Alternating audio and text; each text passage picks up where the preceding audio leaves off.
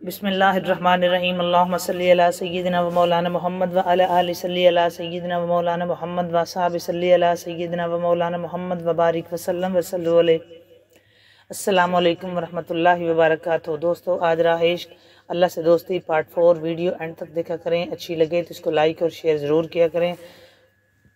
Comment section में जाकर अपना कमेंट करके बताया करें कि आपको ये वीडियोज़ कैसी लगती हैं और आप इसमें से क्या सीखते हैं। अगर आप चैनल पर नए हैं तो चैनल को सब्सक्राइब करके बेल आइकन प्रेस कर दें ताकि हमारी हर आने वाली नई वीडियो आप तक बर वक्त पहुँच सके। बढ़ते हैं आज अपने मौजू की तरफ। राह इश्क अल्लाह से दोस्ती पार्ट 4। आने वालों ये तो बताओ शहर मदीना कैसा है। आने वालों ये तो बताओ शहर मदीना कैसा है। सर उनके कदमों में रखकर झुककर जीना कैसा है। आने वालों ये तो बताओ शहर मदीना कैसा है। सर उनके कदमों में रखकर झुककर जीना कैसा है। और गुंबदे खजरा के साए में बैठ के तुम तो आए हो। गुंबद खजरा के साए में बैठ के तुम तो आए हो। उस साए में रब के आगे सजदा करना कैसा है। उस साए में रब के आगे सजदा करना कैसा है। और दिल आंखें और रुख तुम्हारी लगती है सैराब मुझे। दिल आंखें और रुख तुम्हारी लगती है सैराब मुझे। दिल आंखें और रूह तुम्हारी लगती है सैराब मुझे। दर पे उनके बैठ के आबे जमजम पीना कैसा है। दर पे उनके बैठ के आबे जमजम पीना कैसा है। आने वालों ये तो बताओ शहर मदीना कैसा है। सर उनके कदमों में रखकर झुककर जीना कैसा है। और दीवानों आँखों से तुम्हारी इतना पूछ तो लेने दो। दीवानों आँखों से तुम्हारी इतना पूछ तो लेने दो। वक्त दुआ रोज़े पे उनके आंसू बहाना कैसा है। वक्त दुआ रोज़े पे उनके आंसू बहाना कैसा है। आने वालों ये तो बताओ शहर मदीना कैसा है। सर उनके कदमों में रखकर झुककर जीना कैसा है। और गुंबद खजरा के साए में बैठ के तुम तो आए हो। उस साए में रब के आगे सजदा करना कैसा है। उस साए में रब के आगे सजदा करना कैसा है। और वक्ते रुखसत दिल को अपने छोड़ वहाँ तुम आए हो। वक्ते रुखसत दिल को अपने छोड़ वहाँ तुम आए हो। ये बतलाओ इशरत उनके दर से बिछड़ना कैसा है। ये बतलाओ इशरत उनके दर से बिछड़ना कैसा है। आने वालों ये तो बताओ शहर मदीना कैसा है। सर उनके कदमों में रखकर झुककर जीना कैसा है।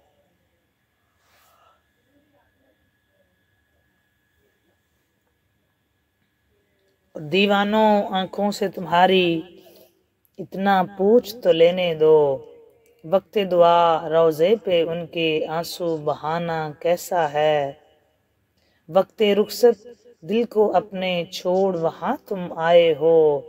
ये बतलाओ इशरत उनके दर से बिछड़ना कैसा है। ये बतलाओ इशरत उनके दर से बिछड़ना कैसा है। आने वालों ये तो बताओ शहर मदीना कैसा है। सर उनके कदमों में रखकर सर उनके कदमों में रखकर झुककर जीना कैसा है। सर उनके कदमों में रखकर झुककर जीना कैसा है। आने वालों ये तो बताओ शहर मदीना कैसा है। शहर मदीना कैसा है। अल्लाह ताला हम सबको شہر مدینہ کی بار بار حاضری نصیب فرمائے۔ اللہ تعالیٰ ہم سب کو اپنے در کی، اپنے حبیب مکرم کے در کی، تاجدار کائنات کے در کی، کربلا مولا کے در کی، نجف کے بادشاہ کے در کی بار بار بادب حاضری نصیب فرمائے۔ جی اب ہم بات کر رہے ہیں مراقبہ پہ۔ تو آج ہمارا مراقبہ پہ ہم پچھلے 2-3 پارٹ سے مراقبہ پہ بات کر رہے ہیں، اور آج ہمارا اسی ہمارے ٹاپک کا تسلسل ہوگا، اس پہ بات کریں گے، حدیث سے اپنی بات کا آغاز کریں گے۔ حضرت انس رضی اللہ تعالیٰ عنہ سے روایت ہے کہ نبی کریم صلی اللہ علیہ وآلہ وسلم نے فرمایا، اللہ تعالیٰ فرمائے گا کہ اسے جہنم سے نکال لو جس نے مجھے ایک روز بھی یاد کیا، یہ ایک جگہ بھی مجھ سے ڈرا۔ اللہ تبارک و تعالیٰ فرمائے گا کہ اس کو جہنم سے نکال لو جو ایک روز بھی جس نے مجھے یاد کیا یا ایک جگہ بھی مجھ سے ڈرا، اس کو جہنم سے نکال لو جس نے مجھے ایک روز بھی یاد کیا یا ایک جگہ بھی وہ مجھ سے ڈرا۔ رب فرمائے گا اس کو جہنم سے نکال لو جس نے مجھے ایک روز بھی یاد کیا یا ایک جگہ بھی وہ مجھ سے ڈرا۔ اللہ کو یاد کرنا، اللہ سے ڈرنا، یہ اللہ فرما رہا ہے کہ اس کو جہنم کی آگ نہیں چھوئے گی، وہ جہنم میں نہیں جائے گا۔ اللہ خود فرمائے گا کہ اس کو جہنم سے نکال لو۔ سرکار فرماتے ہیں کہ اللہ تعالیٰ فرمائے گا کہ اسے جہنم سے نکال لو جس نے مجھے ایک دن بھی یاد کیا یا مجھ سے ایک دن بھی وہ ڈرا۔ اللہ تعالیٰ کو یاد کرنا، اللہ تعالیٰ کی دھیان میں رہنا، اس مالک کا ذکر کرنا، اس کا کثرت سے یاد کرنا ہمیں جہنم کی آگ سے بچائے گا۔ آقا فرما رہے ہیں کہ رب فرمائے گا کہ ایک دن بھی جس نے مجھے یاد کیا یا ایک دن بھی وہ مجھ سے ڈرا تو اس کو جہنم کی آگ سے نکال لو۔ اچھا، لفظ اللہ کی حفاظت مراقبہ ہے۔ حضرت ابن عباس رضی اللہ تعالیٰ عنہ سے روایت ہے، فرماتے ہیں کہ میں نے ایک دن نبی کریم صلی اللہ علیہ وآلہ وسلم کے پیچھے سوار تھا۔ آپ نے فرمایا، اے لڑکے، میں تجھے چند کلمات سکھاتا ہوں، وہ یہ ہیں کہ لفظ اللہ کے تصور کی حفاظت کر، اللہ تعالیٰ تیری حفاظت فرمائے گا۔ آپ نے فرمایا کہ لفظ اللہ کے تصور کی حفاظت کر، اللہ تعالیٰ تیری حفاظت فرمائے گا۔ مطلب اللہ تبارک و تعالیٰ کی تو اس کے ذکر کی حفاظت کر، اللہ تیری حفاظت فرمائے گا۔ مجاہدہ کر، اللہ کی معرفت کو پائے گا۔ یہی تو ہم پچھلے 2 پارٹ سے بتا رہے ہیں کہ لفظ اللہ کی حفاظت کر، اللہ تیری حفاظت فرمائے گا۔ مجاہدہ کر، اس کی اللہ کی معرفت پائے گا۔ جو مانگنا ہے اللہ تعالیٰ سے مانگ، اور جب مدد چاہے تو صرف اللہ تعالیٰ سے مدد طلب کر۔ جب تجھے جو مانگنا ہے وہ اللہ سے مانگ، اور جب تجھے مدد چاہیے تو صرف اللہ تعالیٰ کی مدد طلب کر۔ اور جان لے اگر تمام امت تجھے نفع دینے پہ متحد ہو جائے تو تجھے وہی فائدہ پہنچائیں گے جو تیرے مقدر میں ہے۔ بہت خوبصورت بات، تمام امت تجھے فائدہ پہنچانے پہ آ جائے اور تجھے وہی فائدہ پہنچائیں گے جو تیرے مقدر میں ہے، اور اگر سب کے سب تجھے نقصان دینے پہ اکٹھے ہو جائیں تو اسی قدر نقصان پہنچائیں گے جو اللہ تبارک و تعالیٰ نے تیرے لیے لکھ دیا ہے۔ کلمے اٹھا دی گئی اور صحیفے خشک ہو گئے۔ بتایا گیا کہ اگر ساری دنیا بھی تجھے نقصان پہنچانا چاہے تو وہ اتنا ہی نقصان پہنچا سکیں گے جتنا تیرے مقدر میں لکھ دیا گیا ہے، اور اگر سارا جہان بھی تجھے خوشی دینے پہ اتر آئے تو وہ اتنی ہی خوشی دے سکیں گے جتنی تیرے مقدر میں لکھی گئی ہے۔ اس سے زیادہ وہ کچھ نہیں کر سکتے، کیونکہ جو مانگنا ہے جو اللہ تعالیٰ نے کیا ہوا ہے، جو اللہ تعالیٰ نے دیا ہے، جو اللہ تعالیٰ نے مقدر میں لکھ دیا ہے، اصل کہانی یہ ہے کہ وہی مل کے رہے گا۔ اس سے کوئی گھٹا نہیں سکتا، اسے کوئی چھین نہیں سکتا، وہ آپ سے کوئی لے نہیں سکتا۔ جو آپ کے مقدر کا لکھا ہے وہ کوئی آپ سے چھین نہیں سکتا، وہ کوئی لے نہیں سکتا، وہ کوئی گھٹا نہیں سکتا، وہ کوئی کمی نہیں کر سکتا۔ اور جو آپ کی خوشی ہے وہ کوئی آپ سے لے نہیں سکتا۔ جو آپ کے مقدر میں نہیں ہے، سارا جہان بھی اکٹھا ہو جائے، ساری دنیا بھی کوشش کرے، وہ جو مرضی کر لیں، وہ آپ کا بڑھا نہیں سکیں گے، چونکہ جو اللہ تبارک و تعالیٰ نے لکھ دیا ہے وہی ملے گا۔ یہی ایمان ہونا چاہیے، یہی یقین ہونا چاہیے۔ جو ہم حسد میں، بغض میں پڑ جاتے ہیں، فلاں بندے کی وجہ سے ایسا ہوا ہے، فلاں کی وجہ سے ایسا ہوا ہے، فلاں بندے نے ایسا کیا تو میرے ساتھ ایسا ہوا ہے، تو خدا را جو اللہ تبارک و تعالیٰ نے ہمارے مقدر میں لکھ دیا ہے ہمیں وہی ملے گا۔